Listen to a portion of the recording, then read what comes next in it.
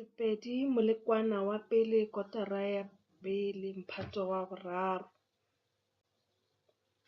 Potšišo ya pele yona ke piletšo ka modumo wa tlh. Lentšu la mathomo tlhapi. Tlhapi. Tlhatswa. Tlhatswa. Tlhapa. Tlhapa. Tlhokomela. Tlhokomela. Tlhatša.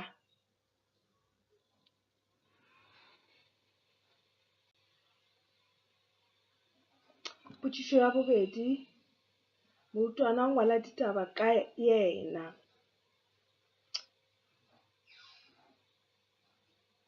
Leina la ka ke mo mphatong wa, ke na le mengwaga ye. Leina la mogwera wa ka ke, papadi ye ke e ratago ke, puku ye ke e ratago ke.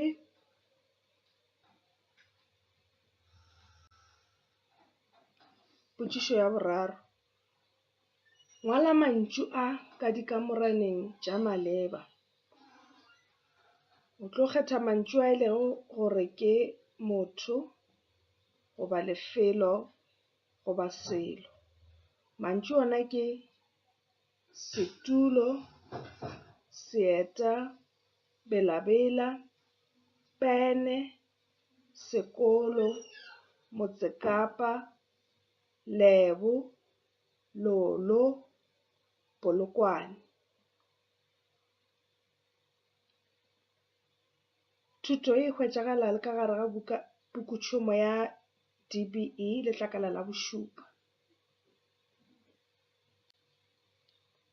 Potšišo 4, ngwala mafoko ka mantšu ao a latelago. Fenya. Tsenya. Tonya. Dipapading. Diphapošing. O re ngwalela mafoko. Potšišo ya bohlano, kgomagantša mantšu ao a lego ka go la ngele le ao a lego ka go la go ja, ka go thala methaladi go lebana le ka tsela eo a bitšegago.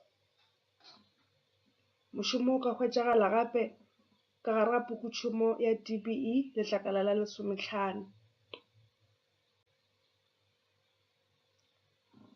Dikološa mantšu a modumo wa go swana le wa ka mathomong. Modumo wa ka mathomong, mohlala, šo, raloka, tla sepela le robala, apara, rata. Wena dikološa ao a šaletšego e le go nyala, tlhapa, ngwala. E hwetšagala go DBE pukutšhomo letlakala la 15.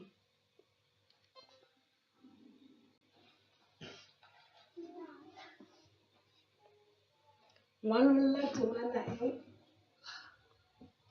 gomme o laetše hlaka e kgolo mo go swanetšego.